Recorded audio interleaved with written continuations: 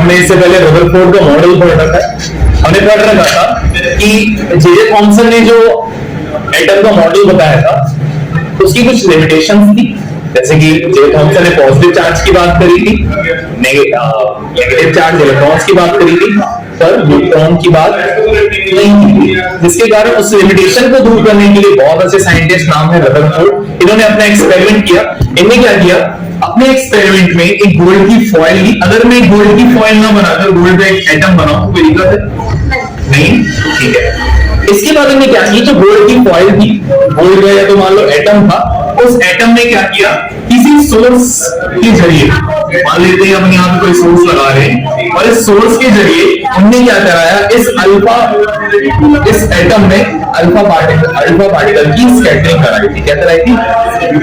जैसे तुमने KGF film देखी होगी, केजीएफ में क्या होता है, एक बड़ी सी मशीन गन लेता है, मशीन गन लेके धाए गोले चलाता है। वैसे कुछ मान लो कि रदरफोर्ड ने क्या कराया, सोर्स के जरिए अल्फा पार्टिकल्स की, बहुत सारे अल्फा पार्टिकल्स की क्या कराई, स्कैटरिंग कराई, बहुत सारी कराई। अब इसको अपन अगर इस डायग्राम से ना समझे, दूसरे डायग्राम से समझे, जैसे कि अगर अपन अल्फा पार्टिकल को ऐसे शो ना करके अल्फा पार्टिकल को अपन लाइंस के जरिए शो करें, तो अगर मान लेते हैं कि जो लाइन से क्या है अल्फा पार्टिकल, तो उनके इस एक्सपेरिमेंट से 3 मेन ऑब्जर्वेशन मिली। क्या तुम्हें पता है कि 3 मेन ऑब्जर्वेशन क्या थी?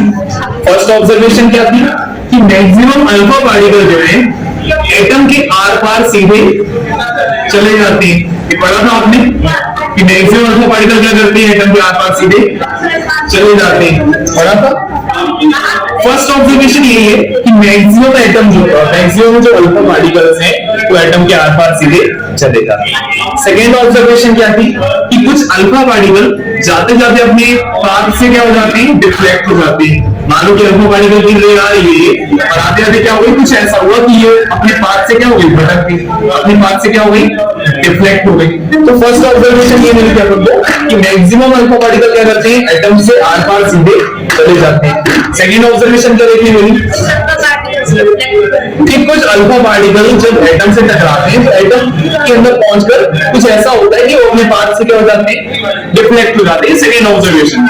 थर्ड ऑब्जर्वेशन क्या मिली हमें देखनी कि लगभग 12,000 या फिर आपकी बुक में 20,000 भी लिखा हुआ है कि 20,000 में से एक अल्फा पार्टिकल ऐसा था जो सीधा सीधा जा रहा था और जाते जाते कुछ ऐसा हुआ कि वो अपने ही पाथ पर क्या हो गया, रिफ्लेक्ट होकर के रिवर्स होकर वापस आ गया। तो ये थर्ड ऑब्जर्वेशन थी। फर्स्ट ऑब्जर्वेशन क्या थी? फर्स्ट ऑब्जर्वेशन थी कि मैक्सिमम अल्फा पार्टिकल एटम से क्या हो गए, आर पार सीधे चले गए। सेकेंड ऑब्जर्वेशन क्या थी कि कुछ अल्फा पार्टिकल जाते जाते अपने पाथ से क्या हो गए, रिफ्लेक्ट हो गए। थर्ड ऑब्जर्वेशन क्या थी कि 20,000 अल्फा पार्टिकल में से एक अल्फा पार्टिकल क्या हो गया, आते आते अपनी पाथ से रिवर्स होकर उसी पाथ में वापस चला गया, जिस पाथ से आ रहा था उसी पाथ में क्या हो गया, वो वापस चला गया। तो 3 ऑब्जर्वेशन थी। जब इनकी स्टडी की गई तो रदरफोर्ड ने 3 ऑब्जर्वेशन से 3 रिजल्ट्स निकाले। पहली ऑब्जर्वेशन ये थी कि मैक्सिमम अल्फा पार्टिकल एटम से आर पार सीधे चले जाते हैं, तो उससे उन्हें क्या रिजल्ट निकाला, उससे हमने ये रिजल्ट निकाला कि एटम के अंदर का मैक्सिमम पार्ट खाली होता है, होलो होता है, खोखला होता है या एम्प्टी होता है। तो दिक्कत है। सेकेंड ऑब्जर्वेशन क्या थी कि जाते जाते कुछ अल्फा पार्टिकल क्या होगा, जाकर डिफ्लेक्ट हो गए। तो मैं बताता हूँ ऐसा क्यों हुआ।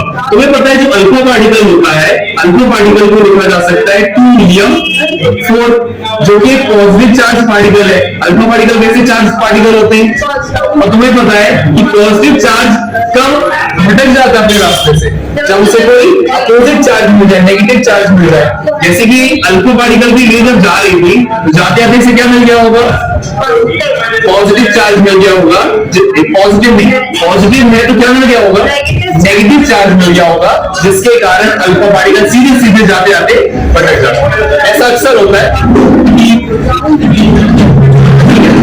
थर्ड ऑब्जर्वेशन क्या थी, हमें थर्ड ऑब्जर्वेशन क्या देखी कि 20,000 अल्फा पार्टिकल में से एक अल्फा पार्टिकल जो है टकरा करके उसी पाथ पे वापस आ गया था।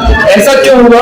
क्योंकि ऐसा कहा जा रहा है रदरफोर्ड के जरिए कि अगर आप अल्फा पार्टिकल पॉजिटिव पार्टिकल लेते हैं और वो अगर जा रहा है तो ऐसा हो सकता है कि वो जाकर के कहां पे टकरा गया हो, न्यूक्लियस में।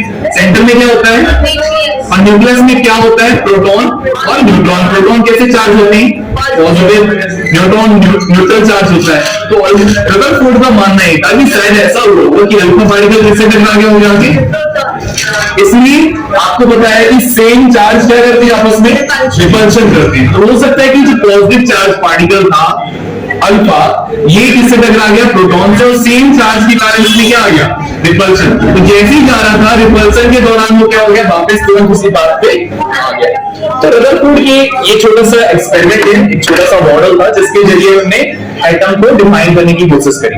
और तुम्हें तो पता है फिजिक्स में कमियां होती है, मैंने पहले भी बताया था। रदरफोर्ड की भी कुछ कमियां थी। क्या कमियां थी,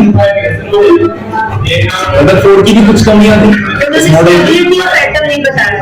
पहला ये कि जो रदरफोर्ड का मॉडल है ये स्टेबिलिटी ऑफ एटम को डिफाइन नहीं कर पाता, क्योंकि जो प्रोटॉन है वो पॉजिटिव चार्ज है, इलेक्ट्रॉन से नेगेटिव चार्ज है।